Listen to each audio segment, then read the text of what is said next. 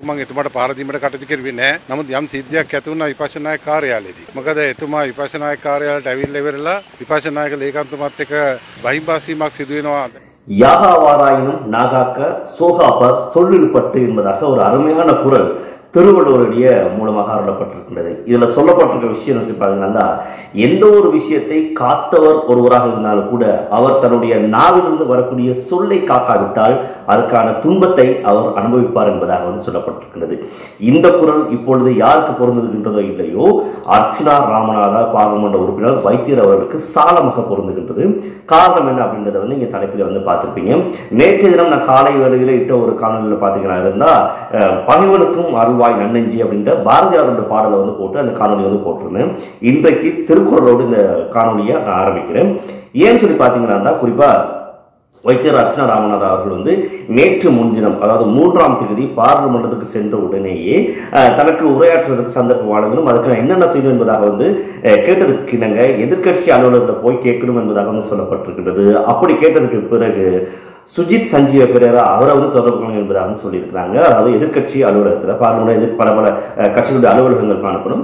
அந்த வகையில் எதிர்கட்சி அலுவலகத்துக்கு சென்று கேளுங்க என்று சொன்னது பிறகு அவர் அங்க செயலாளர் சந்திச்சிருக்காரு. செயலாளரை சந்திச்சதுக்கு பிறகுதான் சுஜித்தோடு கதைக்க சொல்லி சொல்லியிருக்கிறாங்க. அப்படி கதைக்க சென்றவர் கேட்டிருக்காரு என்னென்ன முறைகள் என்பதை கேட்டதுக்கு பிறகு பல வகைகளிலும் அவர் பல சொற்களை பிரயோகித்ததாக, தேவையில்லாத கெட்ட தூஷண வார்த்தைகள் பாவித்ததாக இப்பொழுது சுஜித் சஞ்சீவ பெரேரா அதே ஜேசி அலவத் அவர்கள் மூலமாக வெளிப்படுத்தப்பட்டிருக்கின்றது. நீங்க பார்க்கலாம், இந்த காணொலி மூலமாக அவர் சொல்லக்கூடிய விஷயம் அவருக்கு சில விஷயங்களை சொல்லிக் கொடுத்ததுக்காக நான் முயற்சி பண்ணோம். ஆனா அவர் நாங்கள் எல்லாம் தெரிஞ்சு கொண்டுதான் வந்திருக்கிறோம். எனவே எகத்தாளமாக எல்லாம் தெரிந்தவர் போன்று மிகவும் கீழ்த்தரமான தரமற்ற வார்த்தைகளை பயன்படுத்தினாரு. ஆயினும் சத்தியமாக நான் அவரை தாக்கவே இல்லை என்பதாக இப்பொழுது கூறியிருக்காரு. பாத்தீங்கன்னா சுஜித் சஞ்சீவ பெரேரா. எனவே வெகு விரைவில் பாராளுமன்றத்தில் சபாநாயகர் தலைமையில பாராளுமன்ற உறுப்பினர் டாக்டர் அர்ச்சுனா ராமநாதன் அவர்களுக்கு எதிராக ஒழுக்காற்று விசாரணை மேற்கொள்ளப்பட உள்ளது. அப்படி ஒழுக்காற்று விசாரணை மேற்கொள்ளப்படும் பட்சத்தில் அந்த இடத்தில் இருந்தவர்கள் அவர் என்னென்ன வார்த்தைகள் பேசினார்கள், அங்கே சிசிடிவி கேமராக்கள் இருக்குமாக இருந்தால் இதனுடைய ஆதாரங்கள் என்று சொல்லி பல விடயங்களும் அலசி ஆராயப்பட்டு தான் முடிவுகள் எடுக்கப்படும். அப்படி அவர் பேசி இருந்தால் என்ன நடக்கும் அப்படின்றத நான் சொல்லி தெரிய வேண்டிய அவசியம் இல்லை. பல ஆண்டுகள் அனுபவம் கொண்ட ஏழவே டயானா கமேகி அம்மையாரை தாக்கியிருந்த குற்றத்தின் சாட்டுகளுக்காக ஒரு மாதம் பாராளுமன்ற அமர்வுகளிலிருந்தும் கொடுப்பனர்களிருந்தும் இடைவிலக்கப்பட்டிருந்தார் சுஜித் சஞ்சீவ பெரேரா. எனவே அந்த பழைய உறுப்பினருக்கே அவ்வாறு ஒரு தண்டனை வழங்கப்படுமாக இருந்தால் புதிய பாராளுமன்ற உறுப்பினராக தெரிவாகி இருக்கக்கூடிய டாக்டர் அர்ச்சுனா ராமநாதனுக்கு என்ன வகையான தண்டனைகளோ என்ன வகையான அபராதமோ அவருக்கான குற்றத்திற்கான அந்த தண்டனை வழங்கப்படும் என்பதாக தெரியாது. ஆயினும் இப்பொழுது சபாநாயகத்தை முறைப்பாடு செய்திருக்கிறார்கள். இவர் கெட்ட வார்த்தை பேசினாரு, தேவையற்ற சில விஷயங்களை ஈடுபடுறாரு பாராளுமன்றத்தில். அதே நேரத்தில் பார்த்தீங்கன்னா பொய் சொல்றாரு, நான் அடித்ததா பொய்யான குற்றச்சாட்டு முன்வைத்திருக்கிறார் என்பதாக பல பிரிவுகள் பாராளுமன்ற அலுவலகத்தில் சபாநாயகர்கிட்ட இப்பொழுது முறைப்பாடு அளிக்கப்பட்டிருக்கிறதாம் வைத்தியர் அர்ச்சுனா ராமநாதா அவர்களுக்கு எதிராக. எனவே பொறுத்திருந்து பார்க்கலாம் இந்த விடயத்தில் என்ன விடயம் வெளியில் வரும் என்பதாக. எனவே பாராளுமன்றம் கூடி இன்றைய 3வது நாள் நகர்ந்து கொண்டிருக்கின்றது.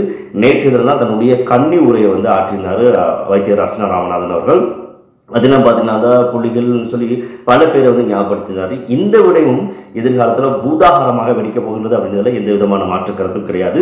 இனவாதத்துக்கும் மதவாதத்துக்கும் இந்த நாட்டிலையும் இந்த பாராளுமன்றத்திலையும் இடமே இல்லை என்பதாக தேசிய மக்கள் சக்தியும் ஜனாதிபதியும் பிரதமர்களும் மற்றும் ஏழை உறுப்பினர்களும் கூறிக்கொண்டிருக்கிறார்கள். ஆனால் ஒரு சிலர் இப்படியான விடயங்களை கையில் எடுத்து மீண்டும் இந்த ஆட்சியை குழப்பதற்கான பல்வேறு வழிகளிலும் ஈடுபட்டுக் கொண்டிருக்கிறார்கள். எனவேதான் பொறுத்திருந்து பார்க்கலாம்.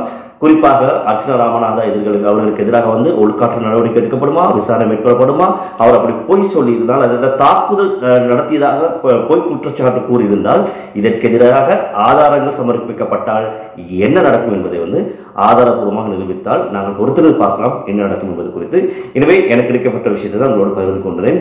இப்போ நீங்க பார்த்த அந்த காணொலியும் கூட நேற்று தினம் பாராளுமன்றம் முடிந்து வீட்டுக்கு செல்லும் வழியில் சுஜித் சஞ்சீவ பெரேரா அவர்களும் மற்றும் அவரோடு கூடவே இருந்த ஜேசி அலவத் அவர்களும் காணொலி மூலமாக அந்த விடயத்தை தெளிவுபடுத்தியிருக்கிறார்கள். எனவே நிறைய பேர் அந்த அலுவலகத்தில் இருந்திருக்கிறார்கள். அந்த சந்தர்ப்பத்தில் ஒரு தாக்குதல் நடத்தியதாக சொல்லப்பட்ட அந்த சந்தர்ப்பத்தில். எனவே பொறுத்திருந்து பார்க்கலாம் இந்த விடயத்திற்கு என்ன வகையான முடிவு வரப்போகின்றது என்று சொல்லி இன்னும் ஒரு காணொலியில் சந்திக்கலாம். நன்றி. வணக்கம். நான் பாராளுமன்றத்தில் உரையாற்ற வேண்டும். எனவே உரையாற்றுவதற்கு என்ன வகையான நடைமுறைகளை கையாள வேண்டும் என்பதாக நான் வினவினேன். அப்பொழுது பாராளுமன்றத்தில் கூறினார்கள், எதிர்க்கட்சி தலைவர் அலுவலகத்தில் சென்று விசாரியுங்கள் என்பதாக. எனவே அப்படி நான் விசாரித்த பொழுது அவர்கள் கூறிய விடயம், சுஜீவ சஞ்சய பெரேரா அவர்களை சென்று சந்தியுங்கள் என்பதாக கூறினார்கள். எனவே அந்த சந்தர்ப்பத்தில் எனக்கு அதாவது நாளைய தினம் மாலை 4 மணிக்கு நேரம் தருவதாக சொன்னார்கள். அப்படி பேசிக்கொண்டிருக்கும் சந்தர்ப்பத்திலேயே சுஜீவ சஞ்சய்வா என்று சொல்லப்படக்கூடிய இந்த நபர் என்னை தாக்க முற்பட்டார், தாக்கிவிட்டார். எனவே எனக்கு தெரிந்து கொள்வதற்காகத்தான் நான் இப்படியான விடயங்களை கேட்டுக்கொண்டேனே தவிர அங்கே நான் எந்த விதத்திலும் முரண்படவில்லை. எனவே அங்கிருந்தவர்களுக்கும் அது தெரியும் என்பதாக அவர் கூறியிருந்தார். எனவே அதனைத் தொடர்ந்து சுஜீவ சஞ்சய பெரேரா மற்றும் ஜேசி அலவத்த ஆகியோர் தங்களுடைய வீடுகளுக்கு செல்லக்கூடிய அந்த சந்தர்ப்பத்தில் அவர்களும் தங்களுடைய நன்னிலை விளக்கத்தை அளித்திருந்தார்கள். அதனையும் இப்பொழுது நாங்கள் கேட்கலாம். நான் வைத்தியர் அர்ச்சுனா ராமநாதன் அவர்களை தாக்கவில்லை. ஆனால் எதிர்க்கட்சி அலுவலகத்தில் ஒரு சம்பவம் நடந்தது. நான் உள்ளே சென்ற சந்தர்ப்பத்தில் அவர் எனக்கு எதிரில் இருந்த ஒரு கதிரையில் அமர்ந்திருந்தார். பாராளுமன்ற தெரிவு சபையின் குழுவிற்கு இவரை அங்கத்துவராக தெரிவு செய்யவில்லை என்பதாக பலவந்தமாக சில விஷயங்களை அங்கே அவர் கேட்டு பேசிக் கொண்டிருந்தார். அந்த சந்தர்ப்பத்தில் தான் ஒரு தகராறு, வாய் தர்க்கம் அங்கே ஏற்பட்டது. அந்த சந்தர்ப்பத்தில் அர்ச்சுனா ராமநாதன் அவர்களுக்கு நான் சொன்னேன், எங்களுக்கு இந்த விஷயம் பற்றி தெரியும். எனவே இந்த விடயத்தினை எதிர்க்கட்சி தலைவர் அலுவலகத்தில் உள்ள செயலாளரோடு சுமூகமாக பேசி தீர்த்துக் கொள்ளுங்கள். அப்படி செய்தால்தான் அப்படியான விடயங்களை நீங்கள் இலகுவாக செய்து கொள்ள முடியும் என்பதாக கூறினேன். உடனே அதற்கு அவர், அப்படியெல்லாம் நீங்கள் சொல்ல தேவையில்லை, நான் எல்லாம் தெரிந்து கொண்டுதான் வந்திருக்கிறேன், எனக்கு நீங்கள் சொல்வதற்கு யார் என்பதாக சில விஷயங்களை பலவந்தமாக பைபோஸாக என்னிடம் பேசிக் கொண்டிருந்தார்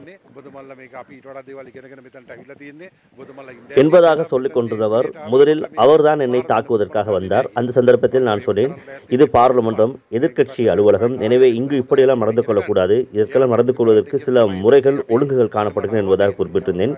எனவே அந்த சந்தர்ப்பத்தில் அனாவசியமான, தகாத, கெட்ட சில வார்த்தைகளை பேசிக்கொண்டு என்னிடம் மீண்டும் மீண்டும் சண்டைக்கு வந்தார். அந்த சந்தர்ப்பத்திலே அலுவலகத்தில் நிறைய பேர் குழுமி இருந்தோம். அவர்களிடம் நீங்கள் கேட்டுக்கொள்ளலாம். அதே நேரத்தில் அங்கே சிசிடிவி கேமராவும் காணப்படுகிறது, அதை வேண்டுமானால் நீங்கள் பறித்துக் கொள்ளலாம் என்பதாக கூறியிருந்தார். அதனைத் தொடர்ந்து ஜேசி அலவத் அவர்கள் குறிப்பிடும் பொழுது, ஆமாம், உண்மையாகவே பாராளுமன்ற உறுப்பினர் அர்ச்சுனா நடந்து கொண்ட விதம் சரியில்லை, அவருடைய பேச்சுக்களும் மிக மோசமாக காணப்பட்டது, நாங்கள் நிறைய பேர் குழுமி இருந்தோம், அவர்களிடமும் நீங்கள் விசாரணைகளை மேற்கொள்ளலாம், இது சம்பந்தமாக நாங்கள் சபாநாயகருக்கு அறிவித்துள்ளோம், விரைவில் அவர் அது குறித்தான விசாரணைகளை மேற்கொள்ளார் என்பதாக நம்புகின்றோம் என்று தங்களுடைய தன்னிலை விளக்கத்தை எஸ்ஜேபி கட்சியினுடைய உறுப்பினர்களான ஜேசி அலவத்தா மற்றும் சுஜீவ சஞ்சித் பெரேரா ஆகியோர் குறிப்பிட்டிருந்தார்கள். எனவே இந்த விடயம் நிரூபிக்கப்படும் பட்சத்தில், அதாவது கெட்ட வார்த்தைகளும் தகாத வார்த்தைகளும் நிரூபிக்கப்படக்கூடிய சிசிடிவி ஆதாரங்கள் விசாரணை மூலமாக தெரியப்படுத்தப்பட்டால் புதிய பாராளுமன்ற உறுப்பினர் அர்ச்சுனா ராமநாதன் அவர்களுக்கு அது மிகப்பெரிய ஒரு சிக்கலாக தோன்றும். அதற்கு அவருக்கு எதிராக பல உள்காற்று நடவடிக்கைகளும் எடுக்கப்படலாம். எனவே பொறுத்திருந்து பார்க்கலாம் இந்த விசாரணை எந்த அளவுக்கு செல்கின்றது, யார் பக்கம் உண்மை என்று பார்ப்போம்.